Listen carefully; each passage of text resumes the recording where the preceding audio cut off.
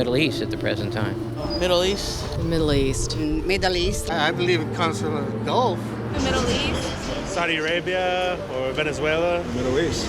The oil comes from the Middle East.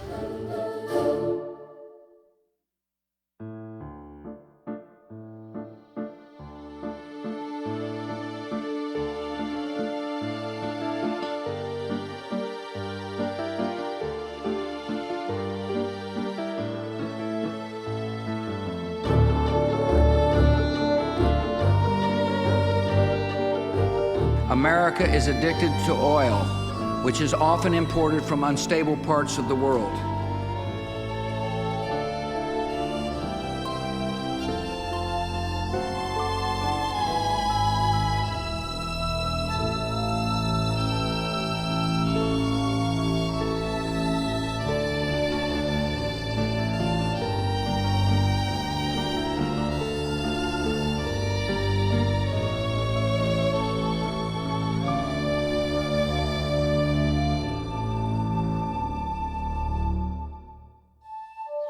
What most Americans don't know is that for the last 7 years, Canada has been the #1 supplier of oil to the United States. We've replaced Saudi Arabia.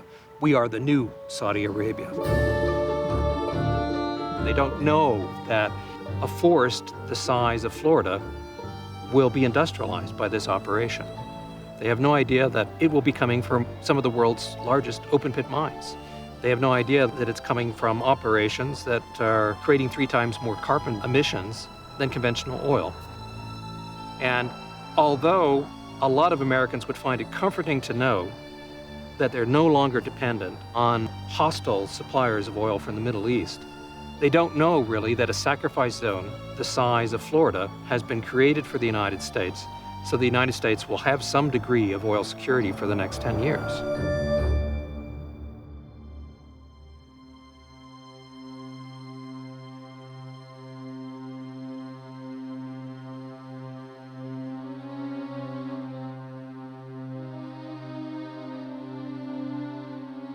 Many people have never heard of this tarry reservoir of riches, also known as the Athabasca tar sands.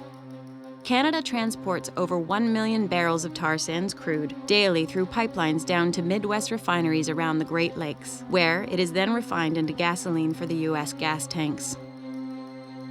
Oil companies and governments are making billions of dollars, but few seem to be taking responsibility for the staggering environmental costs of a modern-day black gold rush.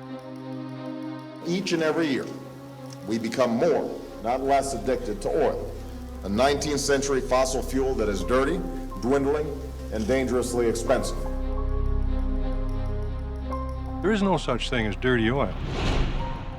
People need to understand that when you use a barrel of oil, it doesn't matter where it comes from. If the barrel of oil is Alberta oil, if the barrel of oil comes from Saudi Arabia, Venezuela, or Texas, 80% of the greenhouse gas emissions will come from the consumption of that barrel of oil. One of our problems as a planet is that we still have something of a frontier mentality. And now suddenly the frontiers are gone and the endless supply of resources is no longer endless. We're discovering it's finite. The consumption of energy in the world is driven by 2 basic trends. One is population growth. The other is rising energy consumption per person. We now have both of them in the world. Each year we're adding about 70 million people a year. If everyone in the world now wanted to consume at the US level, for example, it would take 3 planets the size of the Earth to support.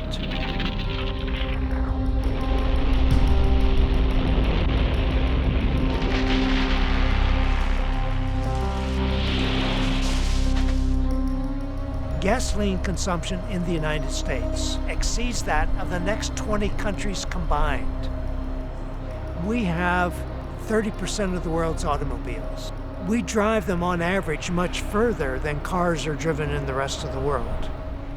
But unfortunately, what we're now looking at is a world where oil production will soon be declining. And that realization leads us to look at many alternatives to conventional oil. In the last couple of decades, we've seen an effort in Canada to extract oil from tar sands. And this is sort of the oil version of strip mining. The difference between that oil and the oil we've been using for the last century is that it takes a lot of heat to get that oil out. It's an extraordinarily carbon-intensive, climate-disruptive source of energy. The tar sands capital is the northern frontier town of Fort McMurray in northern Alberta. It has become one of the fastest-growing cities in the world, a boomtown bursting at the seams. Well, in 1998, Fort McMurray was a community of 30,000 people. Today, it's a community of 80,000 people and growing. And the boom has now been sustained for nearly a decade. So now we have all the world's major importing countries. We have all the major multinationals from Shell, ConocoPhillips, ExxonMobil, British Petroleum. We have all the world's major importing countries, whether it be Japan, South Korea, China. So really, the world has come to the tar sands because this really is the world's last remaining large oil field. This is the last place an oil and gas company can still make money and grow production.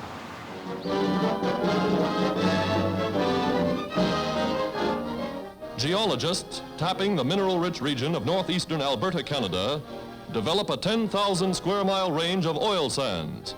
Sands so filled with oil that engineers predict a potential yield of 250 billion barrels. Dynamiters blasts barely 20 feet beneath the surface. Like mining coal above the surface, steam shovels pick up huge chunks of the rich deposit for processing at a nearby plant. Steaming hot water separates the globules of oil from each tiny particle of sand. The oil rises to the top, the sand goes to the bottom. 300 barrels of oil from 400 tons of sand, and they've just tapped the surface.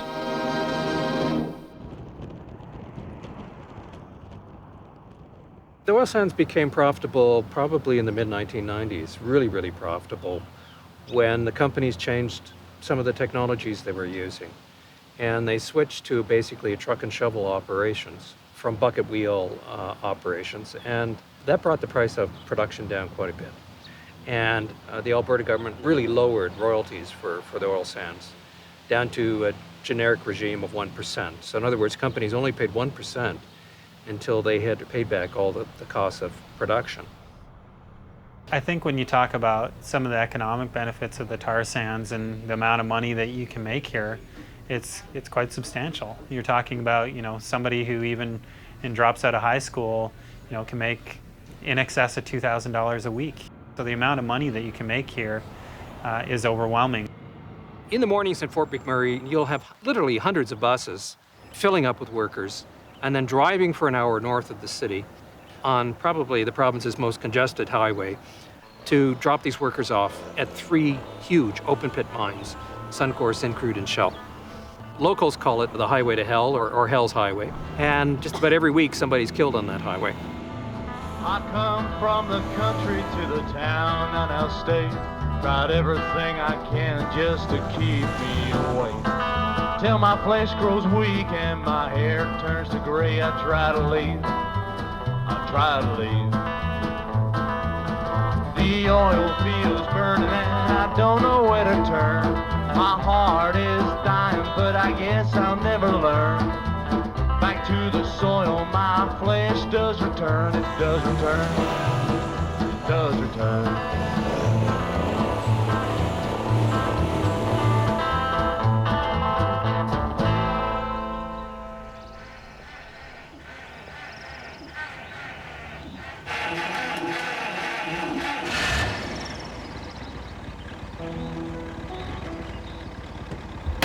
John Soycut has worked as a mining truck driver in the oil sands. At age 26, he makes over $100,000 a year. So I have a few photos here of my job. Here is basically a photo of me standing beside a Caterpillar 797, largest mining truck in the world. And just to show the relationship of the size, it's about 30 by 30 by about 50 feet long. And that shows a great relationship of the tires. You can see how large the tire is compared to the size of me. This is a photo of inside my cab. Basically, if you can drive a Honda Civic, it's very similar to driving this. You have a steering wheel, same normal size, an automatic transmission here, stereo system to listen to music, extremely comfortable to use. Once you get used to it, of course. It's a little different being up 30 feet in the air, navigating this thing that's the size of an apartment. The average load is about 400 tons depending on the pit, and 400 tons equals about 200 barrels of oil. And I guess at today's market value of oil, that's about a $30,000 load. And the company's making about half of every load turns into profit margin. So with 30 trucks, 35 trucks zooming around, they're making quite a bit of money.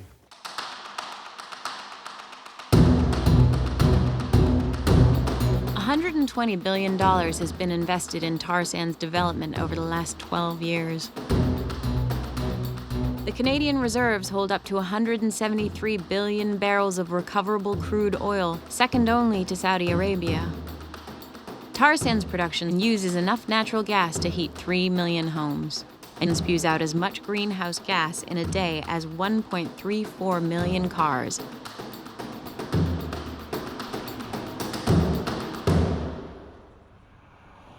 There's been very few times when I've really questioned my humanity of what it means to be a human, like can we really even call ourselves human? And one of the first times was when I drove down Highway 63 and saw Syncrude's operation. And so what you see on the right-hand side of the road is you see a tailing pond where they're trying to reclaim. And it basically looks like a site from the moon. And so you're seeing a huge sort of moonscape on one side, and you're seeing steam rising, you're seeing discharge going right into the lake, and the smell is something that you can't even bear for 15 minutes. You go to the side of the road and you start breathing it in, and you can immediately sort of start feeling it in your nose, you can start feeling it in your lungs, and you just start, feeling that burning sensation. And then you look over to the other side and you see, Syncrude's actual operation, and so you see, where their upgraders are and, where their refining process is, and you just see this, start to see the tip of the scale of what we're up against. And seeing the two images together takes you so far back, you just have to shake your head and be like, what are we doing here? 10 miles downstream from Fort McMurray is the Aboriginal community of Fort Mackay, a pristine hamlet previously untouched for generations. The people of this area, starting with the Dene and then later the Cree and the Métis, were bush people. They lived a traditional way of life. And so what happens is when industry comes in and takes the bush out of the land for development, it's really impacting to the people of Fort Mackay because there's many people in our community who have lived that bush way of life. They still like to hunt, they still like to trap, they still like to utilize everything that's in the bush.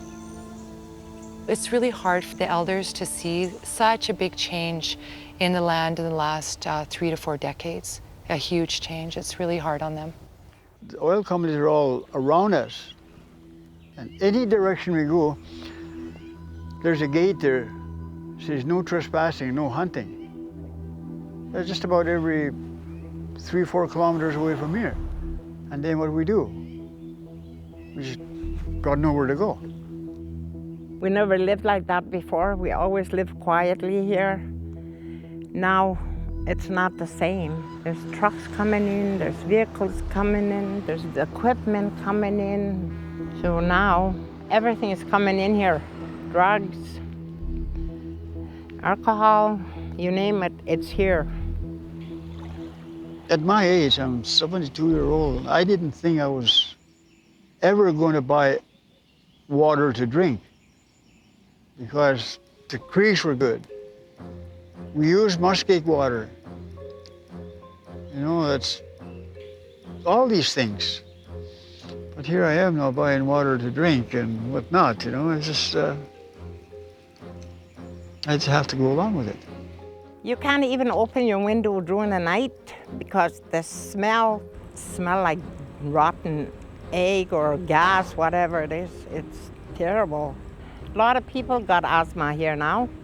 Before, we didn't have that. We didn't even know what asthma was a long time ago.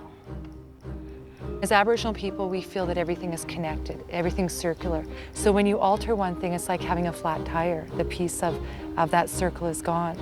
So when you alter the bush, everything gets affected. Even if the bugs get affected, the land gets affected. If the land gets affected, the animals get affected. Therefore, we get affected.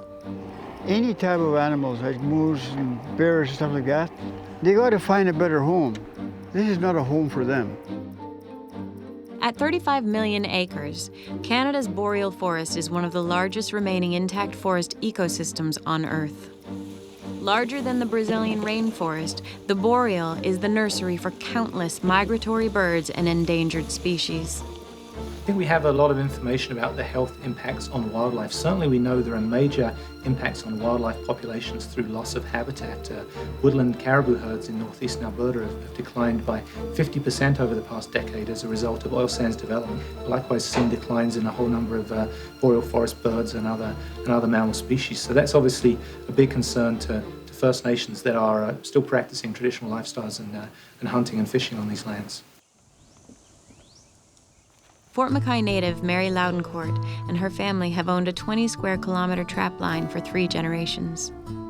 Since her childhood, she has traveled by foot and dog sled through the boreal forest to her family cabin where they've hunted, trapped, and lived off the land. Along her trapline, Mary now passes through 5 oil sands mine sites and hundreds of acres of destroyed forest to arrive at her family cabin.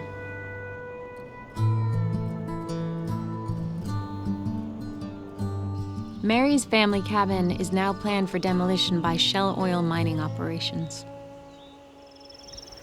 I don't like coming out here. How come? Well, you see all the ground is it's depressing.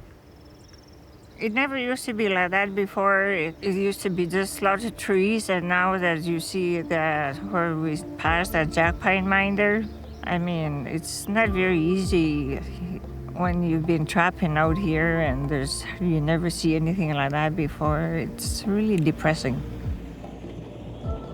The trapline is not only for trapping, it's to sustain our traditional way of life and to pass on to the younger generation. But that's slowly going away because of the destruction of the land here.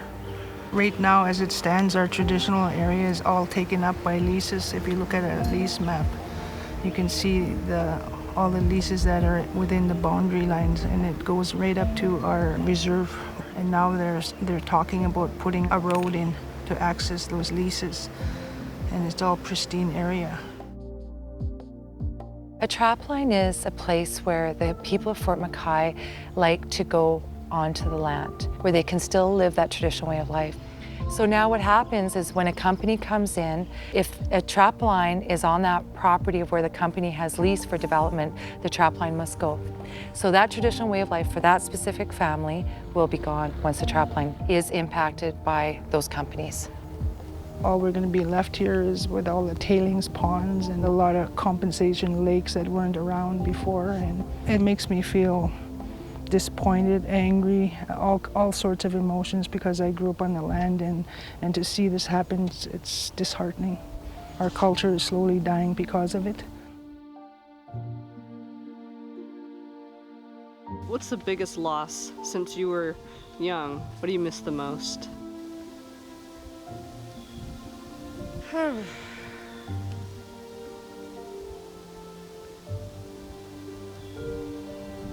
Everything.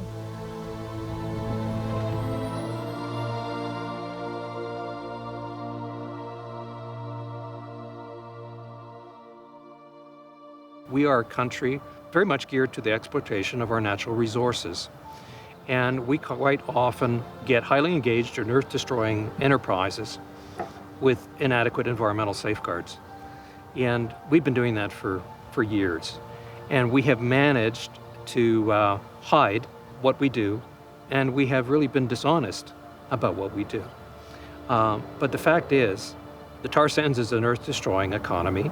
Canadians are very much involved in minimizing the environmental impact of this project. And the reality is that this project threatens the world's third largest watershed. Let's remember that people would now have you believe that we're going to tear up a piece of real estate the size of Florida in order to get out bitumen. That's absolutely false. The maximum amount of bitumen production you could obtain out of Alberta from mining would be somewhere in the neighborhood of 20%. 80% of it would be recovered in situ, the same as oil is recovered in Texas or California for that matter, or any place else in North America. So those are the kinds of things we're trying to indicate to people that we're not ripping and tearing up all of Alberta. Our reclamation standards, I think, are far beyond what most mining corporations are required to do. They have to reclaim every square inch of real estate. Since 1979, over 1 million acres have been cleared for oil sands development. Yet only a mere 256 acres of land have been reclaimed. At this point in time, there has been a lot of reclamation that has gone on. I think Syncrude's about 25% through its original mine. Now, it's been in place for 30 years, so they will continue to develop that mine and finish reclaiming. Because the idea is to pick up a scoop of ground and move it to where it's going to actually end up at the end of the day, because you don't want to pick it up again and move it around. And so it won't be identical to the way it was. It will be a different landscape as they go forward, as they form the land, but it will be a similar ecosystem. So it'll have the streams, it'll have the grasses, the natural trees as it goes forward, and that's the plan. Syncrude's reclamation efforts are, in a word, pathetic. They have reclaimed 104 hectares of an upland. Now, uplands are extremely easy to restore, unlike wetlands. Most of the area that they've disturbed is actually wetland, and there's never been a single hectare restored to date. Number two, from what I've seen of this small area that they've so-called reclaimed, it looks like a plantation. It's not a restored native community. So in my mind, there have been 0 hectares of truly restored land. And Syncrude can try to place all the positive spin on this one certificate they've gotten to date in the last 35 years. But to an ecologist looking at that community, it's not restored.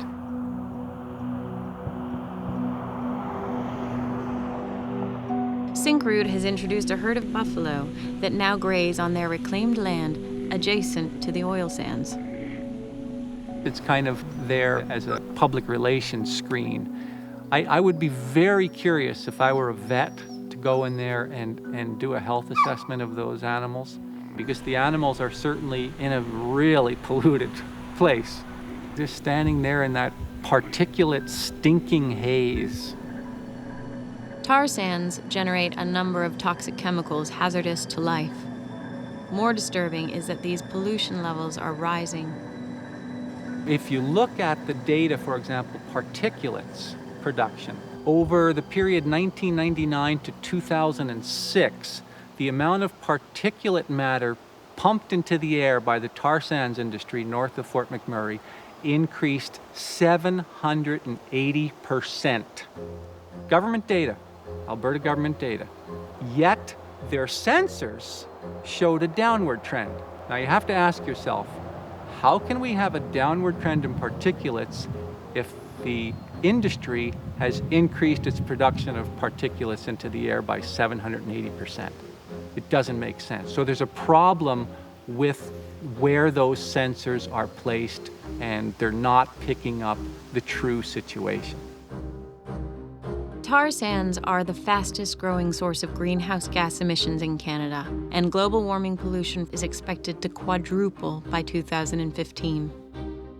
The extraction of tar sands in Canada releases a very, very large amount of greenhouse gas and global warming pollution. And that has an impact on all of us here in Chicago, in Los Angeles, in Shanghai, and Fiji. It is a global pollutant. And that makes it different from a particulate matter, which has a very specific, more local impact, or mercury, there are mercury hotspots. There aren't greenhouse gas hotspots. The hotspot is the world, is the Earth. The more serious the climate issue becomes, the greater the pressure to reduce carbon emissions. One of the concerns in the scientific community is that as temperatures rise, particularly in the northern latitudes, in the Arctic and subarctic regions, is that the permafrost, the frozen layer of soil that exists the year round there, it's permanently frozen, is beginning to melt. And it's the accelerated melting of the Greenland ice sheet that's of such great concern. If the Greenland ice sheet melts entirely, sea level worldwide rises 23 feet. What we're looking at is a rise in sea level that could displace 600 million people. There would be chaos in the world. Rise of sea level, loss of water, further movement of diseases in ways that we're utterly unprepared to deal with. When you're talking about what scientists want to see, we're talking about a 30% reduction by 2020, a 90% reduction by 2050.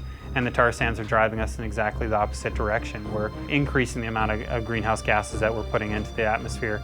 More greenhouse gases than double that currently produced by all the cars and trucks in Canada. So 141 million tons of greenhouse gases. We lead the world. We lead the world in environmental legislation and regulation. There isn't any doubt about that.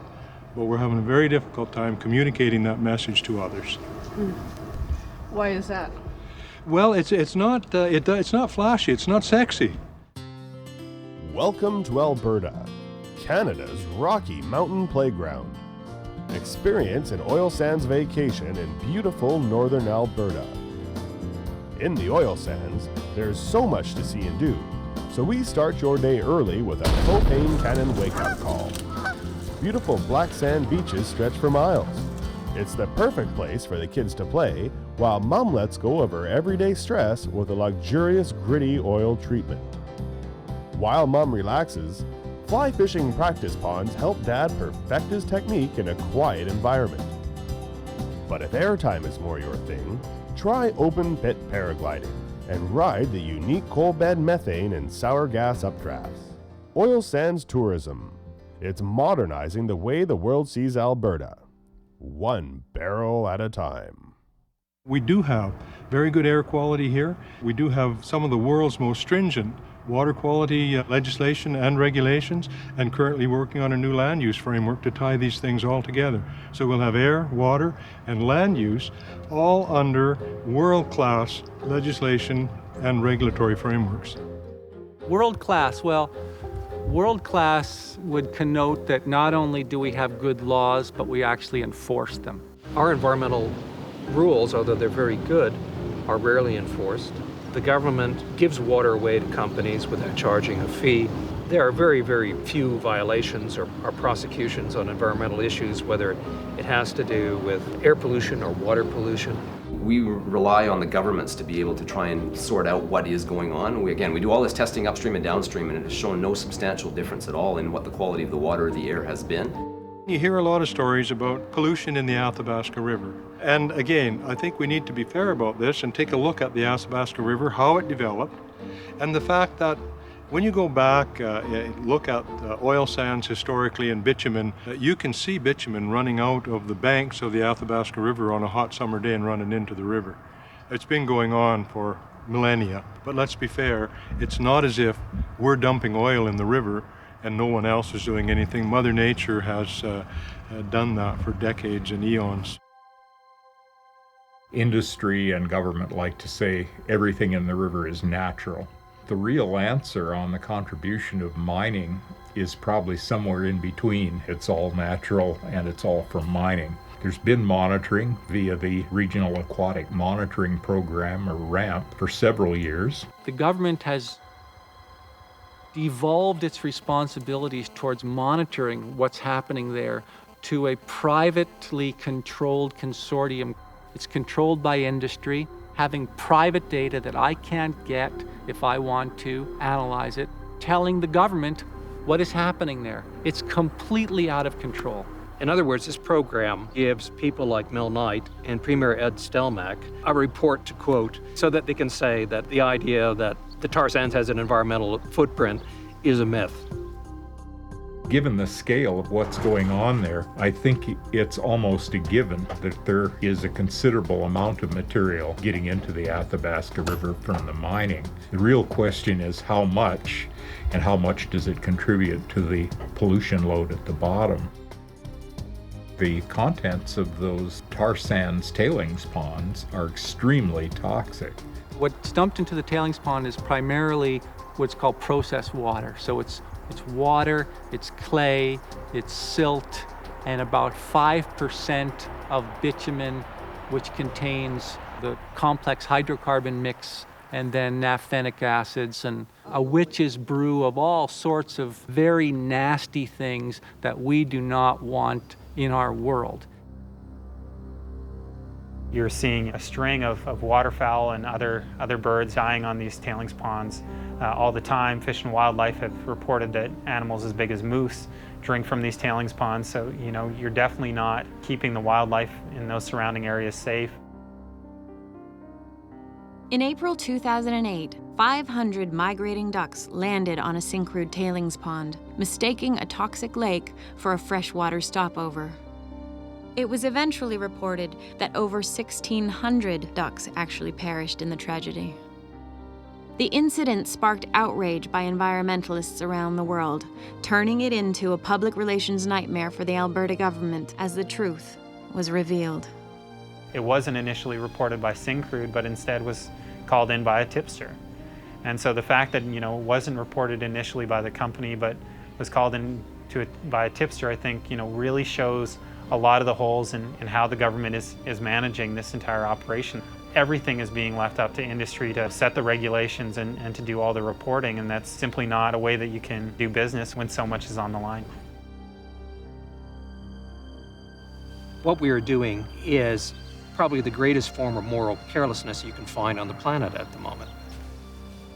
We now have 60 kilometers of toxic lakes all along the Athabasca River. And what we know at this point in time is that we know that every single one of these tailings ponds leaks. They were, after all, only made out of sand. Tar Island Pond 1 is perhaps the best studied of the tailings ponds, and it's been documented that the pond leaks at a rate of about 5.7 million liters per day, and has for many, many years. We also know from scientific studies that there is contamination going into groundwater. We know that there is seepage into the Athabasca River. We also know that if one of these tailings ponds were to break, that we would have a catastrophic pollution event on the Athabasca River that would affect watersheds and waterways all the way to the Arctic Ocean. And the world would very quickly forget about the Exxon Valdez if that happened. And definitely when you talk about concerns from Fort Chip, one of their main concerns is leaching from these tailings ponds. 145 miles downstream from the oil sands is the isolated community of Fort Chipewyan, the oldest European settlement in Alberta. At the base of the Athabasca River Delta, the Cree, Chipewyan, and Métis First Nations people have enjoyed this beautiful spot for 12,000 years. The Athabasca River has always been their lifeblood for hunting, fishing, transportation, and drinking. From where we sit downstream from this river, which runs right through the oil sands activities, Fort Chipewyan is probably the community that has the most at stake. We're having major, crucial, critical health crises in our community. Many different types of health conditions that are being diagnosed on a regular basis. And so we want to find some answers in terms of why is there such a disproportionate amount of cancers in a small community of 1,200 people. We're no medical professionals by any stretch, but we go on the advice of Dr. John O'Connor, who is the local physician who's been observing and diagnosing these types of health conditions and cancers in worst cases. In 2003, Irish-born John O'Connor moved from Nova Scotia to Alberta to work with Aboriginal communities in the north. From 2003 to 2007, he became the resident fly-in doctor of Fort Chipewyan. So, how are you? You look good. The last time when I was talking to you on arrival in Fort Chip, I was mindful of the fact that I had to gain the respect and trust of the elders. I was also very fascinated by the descriptions that the elders gave to me of their overview of things over the past couple of decades as it happened in Fort Chip, especially their descriptions of the changes that they had seen in the environment. They linked their health to these changes. They felt that the community's overall health had deteriorated. It surprised me because I felt that a community situated as it was should be healthier. And then I realized shortly afterwards that 80% or more of the community feeds itself off the land. I'd like to take you back maybe 20 years ago, let's say 1988. There was not very much of concern then. You know, as soon as the development started occurring in the Fort McMurray area, in the oil sands area, there was more of a concern to us because we see the changes in our food supplies, you know, and how they taste it. I've witnessed it myself, so I also used to trap out there and spent some time out there, so I can tell you that for sure there is some change. I went out to hunt some ducks, gave a few of them to Mom, who is 85 years old. She just threw them out after she cooked one. She said, it just doesn't taste the same. So, you know, the people down south don't believe us, he said. Well, they better, because we've seen the changes. What Suncor came out with here a couple of years back on their hearings with the Energy and Utilities Board regarding arsenic that's being let out from their plant. They were pretty well, open about it. So that put a scare in all the people here. And now people are very, very, reluctant to eat fish. For all the years I had fish, you know, I never seen things like the last 10 years what happened with fish with, you know, deformed, twisted faces, humpbacks, crooked tails on them, sores on the side. They're not fit for human consumption. There's something in this water that's destroying our fish. John started to hear these stories about fish deformities and cancers, and he really at first didn't know what to make of them. But then a strange event occurred in that he had a patient with bile duct cancer in Fort Chip, which is an extremely rare cancer, and you expect to find about one in a population of 100,000. Well, here in a community of 1,000, he was finding this bile duct cancer, and it is highly associated with water contamination and water pollution. I then began to see and saw my first case of cholangiocarcinoma. It's a very vicious and aggressive cancer of the bile ducts. I was familiar with this cancer as my father had passed away with it in 1993. I realized when I saw my very first case of it, you know, what I had to do. But then next year, the following year, he found another case, and then another case. And I think at this point, as many as 5 cases of bile duct cancers have appeared in the community of Fort Chip alone. Prior to tar sands development, there were very few cancers in Aboriginal communities in the north, in Fort Chip, in Fort Smith, in Fort McKay. In conversations I've had with elders from those communities, they have repeatedly told me how healthy the people were, and they generally remember their communities as being free of cancer. And in fact, they didn't even have a word for cancer. We've been losing the elders for a number of years now, right down to young people now. We just lost one beautiful young man here at the age of 28 this past summer with a rare cancer. You know, that kid was so kind to everyone, you know, so that was a big loss to the community too, you know. And then everyone that dies here is a loss to the community. So we have in a community of 1,000 finding cases of rare cancers that you would expect to find maybe in a community of 500,000 people. And this greatly disturbed John, and he thought, this is not right, there's something wrong. And on behalf of his patients, he started to do what a good community doctor does, is he advocates for the people that he treats. And so we started to ask both federal and provincial scientists, why am I seeing the things that I'm seeing? Why am I seeing such elevated rates of lupus, elevated rates of colon cancer, of bile duct cancer, and other diseases? And that got John into a lot of trouble. As a result of asking those questions, John was slammed by both the federal and provincial governments. Alberta Health and Health Canada filed charges against John before the College of Physicians and Surgeons in Alberta. They accused him of causing undue alarm in the community by talking about these cancers. They accused him of double billing and irresponsible practices. The charges sparked community outrage and was seen by many as a political attempt to silence and defame the town's beloved physician. I was shocked. I felt the issue of raising undue alarm. It seemed a little odd because I wasn't aware of any alarm in the community. For the governments of Canada and the governments of Alberta to accuse him of causing undue alarm when both governments have failed to do proper health studies in the region, it's simply outrageous. As a journalist, I've never heard ever of a physician being accused of causing undue alarm in a community because he's asked questions about the level and rareness of diseases he's finding in the community. I mean, I think this is unprecedented. There was no clear and convincing proof that there was undue alarm in Fort Chip. There's absolutely no evidence that John raised. He was just a messenger. And when you get a college complaint, it's the license at stake. It's an all-out threat to one's livelihood. When you start to go up against oiled money, it gets dangerous very quickly. They were after him. They're trying to take his license away from him. They threatened him and all that, and that's shameful what they did. He's a doctor, and he's trying to save people.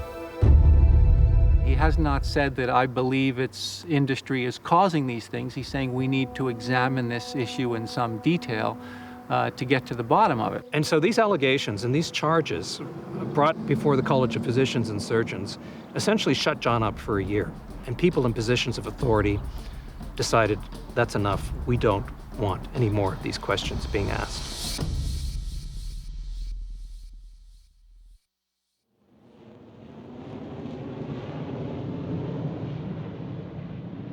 John and his wife Charlene left Fort McMurray in the fall of 2007, and they left because they really couldn't take the craziness any longer. John wanted to find a piece of sanity again, and he did.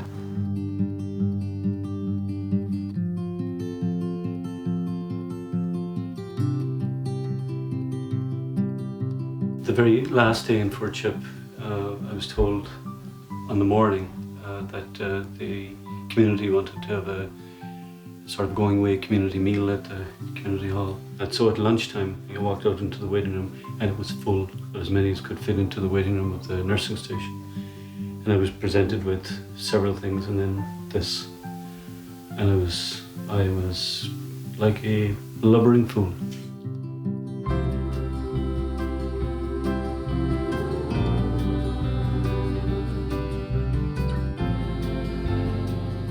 This is the community wrapping itself around me.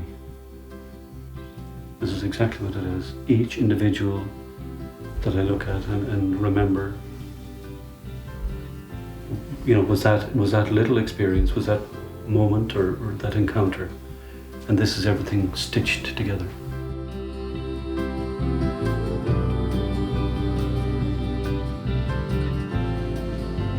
Since his departure from Alberta in 2007, the Alberta College of Physicians and Surgeons have dropped all complaints against John, except the remaining charge of causing undue alarm.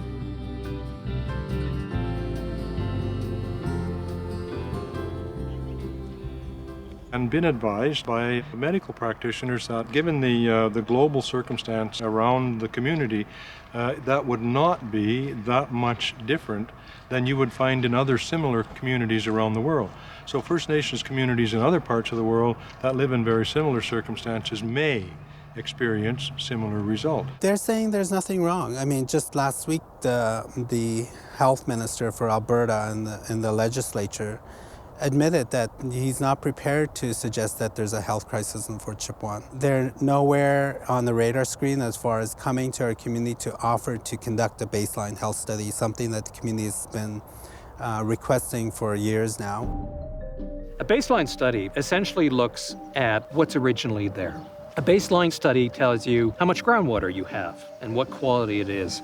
A baseline study would tell you what's in the forest, what kind of creatures are there, and what kind of valuable services are they performing. A baseline study on air would tell you, well, here's the quality of the air as it is today. These studies should have been done 30 to 40 years ago into tar sands, and they were not done. It turns out to be it's the right thing for industry, because if you don't have that baseline data that tells you what the river quality used to be like, that tells you what the public health of Aboriginal people used to be like, you can then claim that the tar sands has had no impact. We have proceeded with industrialization of the landscape so rapidly that we have lost all those opportunities for having a clear snapshot of what things were originally like. Alberta Health and Wellness attempted to tell the community that there were no elevated rates of cancer in their community, that everything was fine. And I looked at that presentation and the statistics underlying it, and I realized that it was quite a superficial analysis on the part of the governments. After that, the community contacted me and said, we would like you to do a study of the contaminants in our water, in our sediment, in our wildlife, and tell us the truth, because they felt for a very long time that they hadn't been told the truth. What I did was I gathered data from many different sources that really hadn't been analyzed before, crunched the numbers, and lo and behold, there were some worrisome patterns that started to jump out at me. A quick overview of what we found. For people who eat locally caught fish, the health risk to you is greater than the Alberta government has told you. He did find mercury, he did find arsenic, he did find polycyclic aromatic hydrocarbons. He found lots of evidence of industrial contamination. Since you have higher arsenic levels in the water and sediments than elsewhere, and that there's a very clear link between arsenic and many of the kinds of diseases that you have in your community, that this is a red flag item that really needs to be studied in some greater detail. That study was really important because the local community had to do what governments have refused to do. And it also confirmed for the community what they long suspected, that you can't have the world's largest energy project in your backyard without messing up the backyard. As soon as Timoney's report came out, it was denounced right away by government, it was denounced right away by industry officials, it was heavily criticized in terms of the way that he did it, and said that, you know, we already did our report, even though the data was severely outdated by the report that the government relied on, and they basically shelved it. In the Department of Environment, they continue to do studies, and of course our own department have the opportunities to look at situations like the tailings ponds and so on, to be sure that there isn't any leaching into the river water, and to make sure that everything that we do is done in a very environmentally responsible manner. Alberta's Liberals say tainted water leaked from an oil sands plant into the Athabasca River was kept secret for months. The opposition released a report today saying the leak from Suncor's wastewater pond happened last fall, and that residents downstream were not told about it until 2 weeks ago. I don't know when they were told, and that's one of the things I want to find out for sure is were the people notified, and again, what was the level of toxicity, if there was any. The Liberals say the leak was the same volume as an Olympic-sized swimming pool and included water contaminated with oil and grease. Suncor, as the company, has agreed to come to the community and to talk to you about and to report and communicate to you the details of some of these incidences. We've asked them to do that for the past 5 years, and they've agreed to do that. Thank you. What we're telling you is true, and that we're hearing you, and that if you're telling us to do things differently, then we do it differently. Like, tell us how we can do that better. I'm afraid to even get my baby to drink the water. The day I've had her or brought her home, she hasn't touched the water at all. She's had bottled water, which is unacceptable because I don't want my baby to go like I've lost family members. What's gonna happen around her? The environment that she's gonna be growing up in. That's my concern. We've lost a lot of people. We bury people all the time. and the government still gives out their licenses. You should be ashamed of yourself.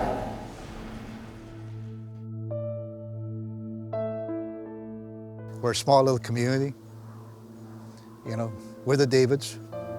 Now we're going to the Goliaths of government and industry. You know, it's how do you even to begin? There's no doubt that the tar sands is making Canada an enormous amount of money.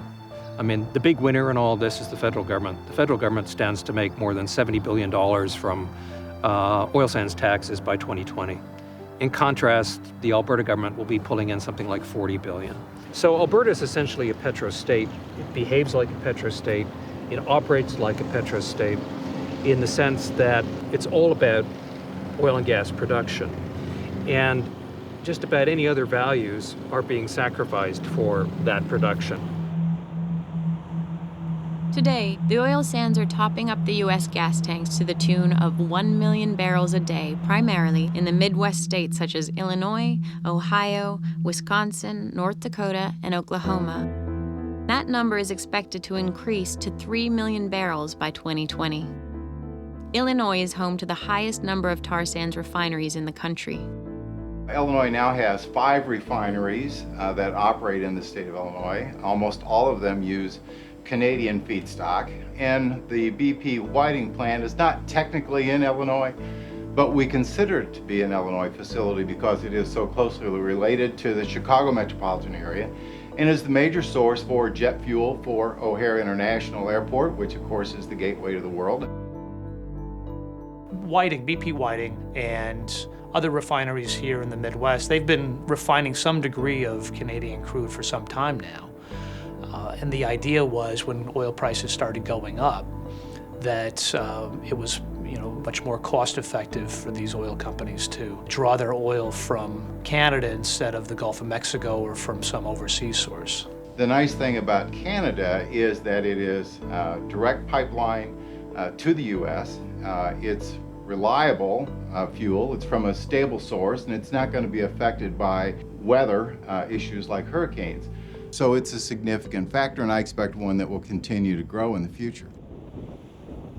Across the Great Lakes region, 8 oil refineries are currently planning multi-billion-dollar expansions to process the growing influx of Canadian oil. The Great Lakes contain 20% of the world's fresh water. They contain probably 95% of this nation's surface fresh water. Very important for our future. Lake Michigan's retention time is estimated to be 99 years. So what goes into Lake Michigan stays beyond our lifetime.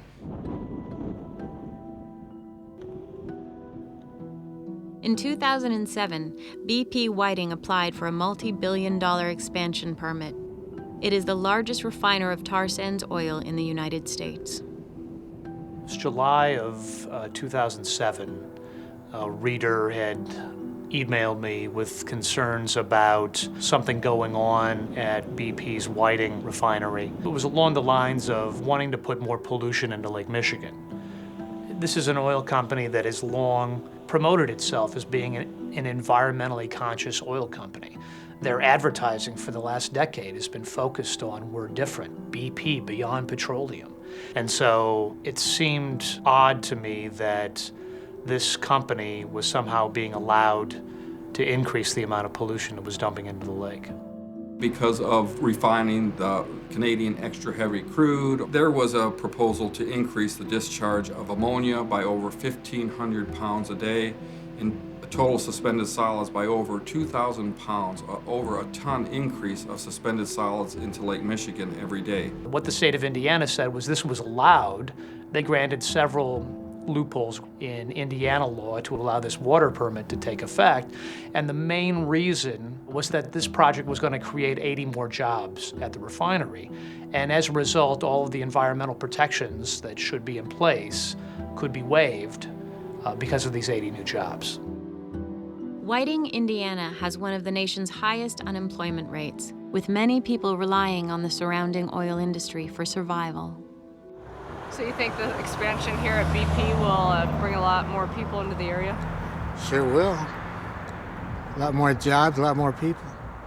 I imagine the average pay would be maybe about $15 an hour, maybe more. What's the average hourly here? About 12, 10. That's the average. But then you got a lot of people out of work, so that's not too good. It appeared to be the first time in recent history that a company had been allowed to dump more pollution into the lake. And it was wrong to a lot of people. And as soon as the story appeared, the reaction was immediate and visceral. That caused a huge uproar within the Lake Michigan community. After years of being aware of the value of the resource, the threats to the resource, and a huge effort by the Great Lakes community to put new regulations in place to improve the resource. People didn't really know that companies were allowed to discharge pollution into Lake Michigan or into the air, that's allowed under the law. And this refinery is about 15 miles southeast of downtown Chicago. It's very close to public drinking water intakes for both the city of Chicago and for a number of communities in northwest Indiana. BP and the Indiana Department of Environmental Management and the U.S. Environmental Protection Agency are basically saying, this is the law and it doesn't require us to not put any additional pollution in. Both U.S. senators, now President Barack Obama, and Senator Dick Durbin, Mayor Richard Daley, Rahm Emanuel, the White House Chief of Staff, these people all were actively involved the very next day. So you can imagine the sense of pause and outrage and deep concern that many of us felt when we heard of this plan that BP had that was approved by the state of Indiana to move forward and dump these pollutants into Lake Michigan. Madam Speaker, my district counts on the fact that drinking water is going to be as clear and pure as this cup when they open up the tap. And I think it is incumbent upon us, those of us both sides of the aisle, to stand today and to say, this will not stand. Part of the process is also that the government relies on the company to self-report on what they emit or discharge. And people were surprised that we would essentially rely on a company to tell us this stuff rather than having the government go out and patrol. The review has been utterly inadequate to understand what the local impacts will be. We're living here in Chicago, St. Louis, Detroit, where the expansion of refineries for tar sands are planned. They have a huge problem with regard to particulate matter, very, very small particulates that are released by refining petrochemicals that are tied directly to the astonishing upsurge in asthma, asthma-related deaths, heart disease, and heart disease-related deaths. I think for the first time, people realize that there is a pollution delivery system underway here. Mayor Richard Daley here in Chicago, leading members of Congress, kept the pressure up. Eventually, the U.S. House of Representatives passed a resolution condemning what BP was doing. It ultimately led to the point where one of the biggest rock and roll festivals that happens every year here, Lollapalooza, the headliner that year was Pearl Jam. And in the middle of the concert, the lead singer, Eddie Vedder, stopped and gestured toward the lake just a few feet away and said, "There's a company, and they're called BP Amoco. Apparently it's very financially beneficial to them to dump their waste into your beautiful Lake Michigan right out here." And 80,000 people were very upset. And the lead singer, one of the world's largest rock bands, then led the crowd in this "Don't Go BP Amoco" chant and song.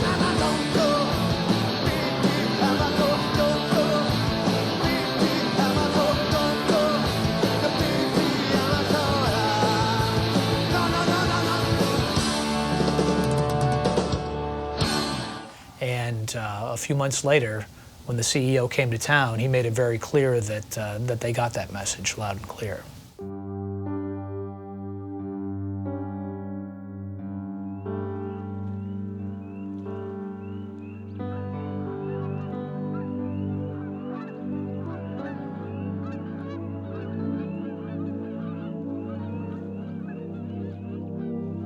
What's happening in the Athabasca and Fort Chipewyan and is happening here are iconic landscapes critical for the health, safety, and cultural identity of our communities are being undercut.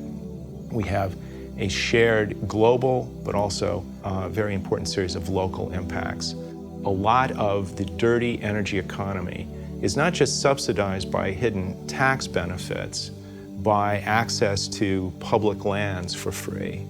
It is subsidy by people's lungs and by their own bodies when the water and air that they depend on become the dumping grounds for private interest. What this really has to do with is big people picking on small people and assuming they can get away with it. And they take what is others and turn it to their own ends, as if they are blessed with the ability to do that. It is bullying at the worst level, and it puts people who cannot protect themselves in harm's way. And that is maddening. From all our perspectives, what we should be doing is putting people first. Take a lesson from what's happening in Fort Chip and realizing that the price of this absolute unabated development that's going on, not just in the tar sands but all over the world, is perhaps getting to be too big a price to pay.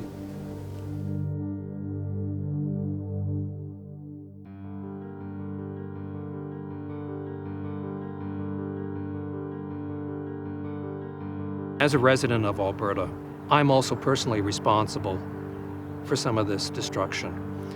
And after going up to Fort McMurray one time, I kind of sat down and I added up what my footprint was. And the average Albertan consumes 60 barrels of oil a year. The average Canadian consumes 25.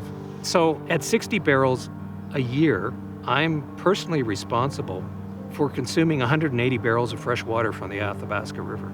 I'm personally responsible for the consumption of enough natural gas to heat 9 homes for a month. I'm personally responsible for an enormous amount of tailings going into these huge dams, for moving 120 tons of earth and forest. I am responsible for the contamination of the Athabasca River. I become responsible for some of the cancers in Fort Chip. I am part of the destruction of the boreal forest. All of this destruction is really by popular demand. And I'm part of that demand.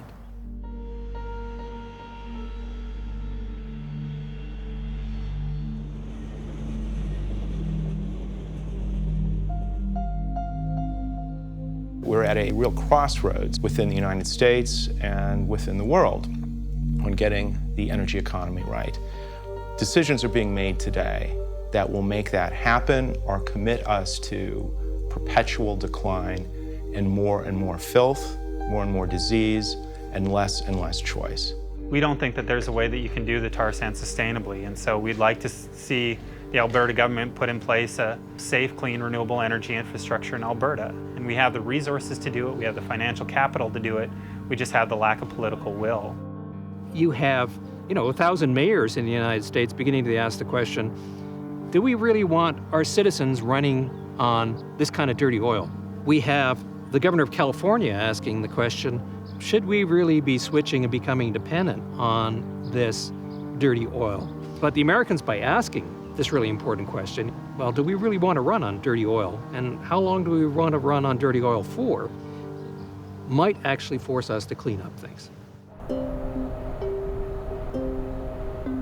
The challenge is to understand what's happening in the world and to realize that what's at stake now is not just the future of the oil supply, or it's the future of civilization.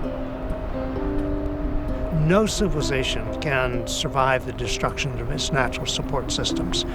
And there are alternatives, and the one that we're now beginning to focus on in a way that we haven't before is to develop renewable sources of energy like wind energy. Harnessing much of the world's untapped wind energy could provide 7 times as much electricity as the planet currently uses. There's an enormous amount of capital moving into wind energy now. It's amazing now to look at these wind turbines and to see how far they've come. One wind turbine can produce $300,000 worth of electricity per year. One large wind turbine can supply enough electricity for 300 homes or the better part of 1,000 people. The Department of Energy's pointed out that 3 states out of our 50, North Dakota, Kansas, and Texas, have enough harnessable wind energy to satisfy national electricity needs. And the exciting thing about using wind energy in combination with plug-in hybrid cars is that we can begin reducing the enormous amount of oil that we're importing at the prospect of spending $700 billion a year to import oil. And we'll be able to keep that $700 billion a year here and invest it in the economy to create jobs in this country. We are now thinking on a scale with renewable energy we've never seen with energy before of any kind. I mean, the amount of solar energy striking the earth in 1 hour is enough to run the world economy for 1 year. And so there are now under development in the United States 10 large solar thermal generating facilities. When they are completed in the next 2 or 3 years, they will increase our electricity generation from solar thermal power plants by something like 8-fold. I mean, it's going like this. Another example would be geothermal energy. We have had here in California for some decades now a geothermal facility called the Geysers, but for decades we didn't do anything. Now, in the western states in the U.S., including California, there are 96 geothermal projects in development. So it's an exciting time in U.S. history and also in world history as we look at the possibilities for developing new sources of energy. Now I believe 4 countries that are talking about becoming carbon neutral. New Zealand is one, Norway is another, Iceland is a third, and Costa Rica is a fourth. I mean, when I look at the scale of the challenge that we're facing to stabilize climate, for example, which means a totally restructuring of the world energy economy, I go back and reread the economic history of World War II.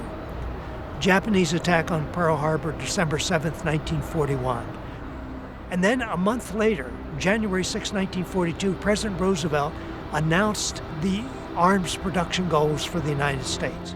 In this year 1942, we shall produce 60,000 planes, 125,000 airplanes, including 100,000 combat planes.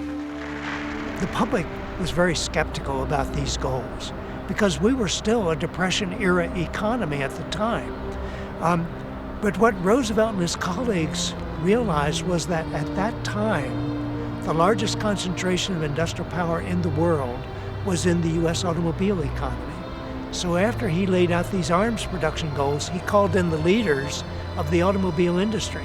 And he said, because you guys represent such a large share of the country's industrial capacity, we're going to rely heavily on you to help us reach these arms production goals. And they said, well, Mr. President, we're going to do everything we can, but it's going to be a real stretch. Even though it will mean the dislocation of the lives and occupations of millions of our own people, we must raise our sights all along the production line. He said, you don't understand. We're going to ban the sale of private automobiles in the United States. And that's exactly what happened. From the beginning of April 1942 until the end of 1944, nearly 3 years, there were essentially no cars produced in the United States. Let no man say it cannot be done. It must be done, and we have undertaken to do it. We exceeded every one of those arms production goals. We didn't produce 60,000 planes, we produced 129,000 planes. Fighters, bombers, reconnaissance planes, troop transports, cargo transports. People had never seen numbers like this before, but we did it. We did it because we had leadership, was able to mobilize the society totally behind the so-called war effort. I mean, youngsters were collecting trash and housewives were recycling, collecting drippings from bacon fat. I don't even know if they knew why they were doing it. They would collect it and then it was accumulated at the community level. The reason was it was a raw material used to produce glycerin for explosives. It was amazing time to see how a society could mobilize. And if we could do it then, we can certainly do it now. Well, I ask you to think about the struggles and challenges that past generations have overcome. When President Roosevelt's advisors told him that his goals for wartime production were impossible to meet, he waved them off and he said, "Believe me, the production people can do it if they really try." And they did. I ask you to draw hope from the improbable progress this nation has made and look to the future with confidence that we too can meet the great test of our times. For the sake of our economy, our security, and the future of our planet, we must end the age of oil in our time. Energy independence will require an all-hands-on-deck effort from America. Efforts from scientists and entrepreneurs, from businesses, and from every American citizen. Factories will have to retool and redesign. Businesses will need to find ways to emit less carbon dioxide. All of us will need to buy more fuel-efficient cars. That the goals I laid out today aren't ambitious, they are. I won't pretend we can't achieve them without cost or without sacrifice, or without the contribution of almost every American citizen. It's going to take leadership, it's going to take a vision, and it's going to take action by each of us. Saving civilization is not a spectator sport. We all have to get involved. We all have a stake in it. Most of us have children, many of us have grandchildren. There's a lot at stake here. The stakes could not be higher.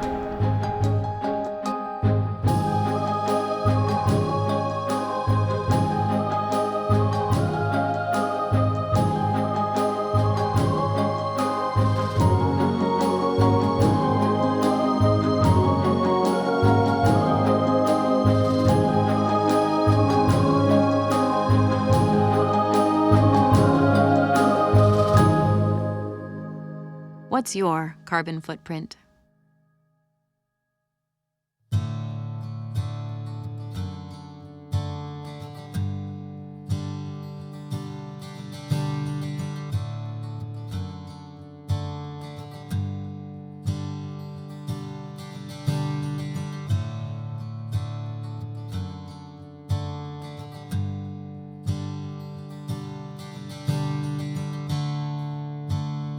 I was born of water,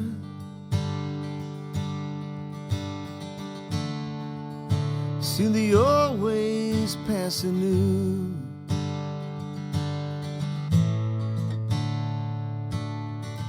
Oh, I tasted memory,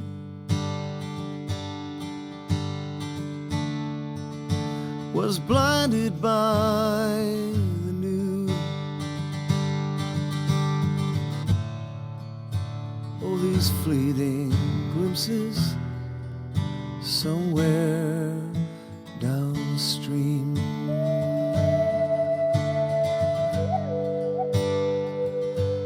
For the first time in history, we have set in motion a national policy aimed at both increasing gas mileage and decreasing greenhouse gas pollution for all new trucks and cars sold in the United States of America.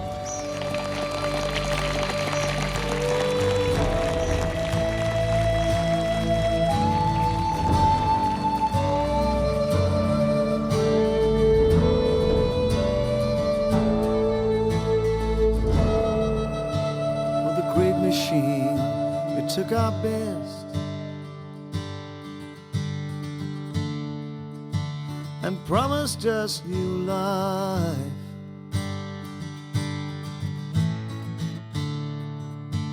But who are we but simple folk?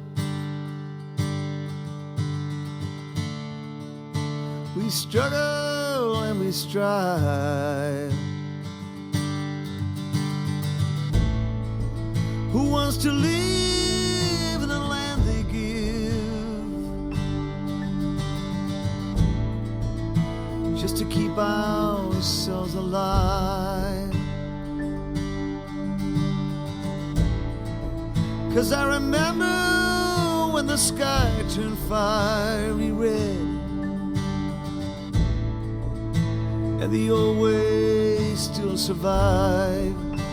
Oh, the dream we knew has drifted somewhere